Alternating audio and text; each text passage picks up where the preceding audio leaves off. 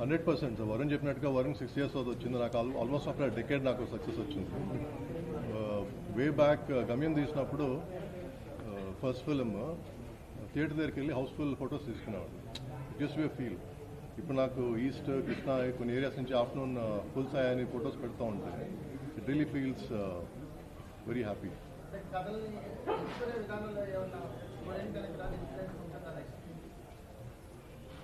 చూద్దాం, ఒక్కొక్క టేస్ట్ ఒకలాగా ఉంటుంది. నాకు నచ్చింది నేను చేస్తాను. విఎఫ్ఎక్స్ గురించి బాగా మాట్లాడుతున్నారు, అంటే బాగా వచ్చింది. ఎవరు చేశారంటే లాస్ట్ ఏదైతే క్లైమాక్స్ పార్ట్ ఉందో దానికి మంచి రెస్పాన్స్. Very very happy. అంటే జనరల్గా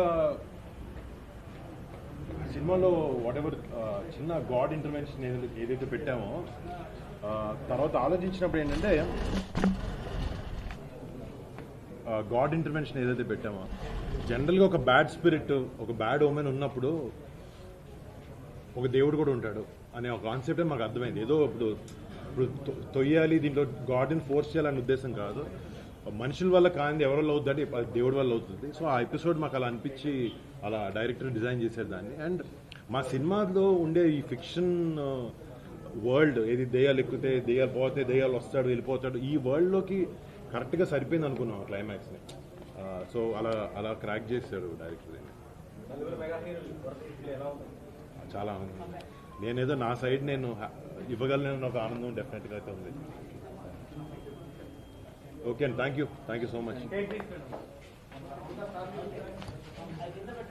ఆ లైట్ ఒక నిమిషం ఆప్షన్ సార్, కాలిపోతుంది.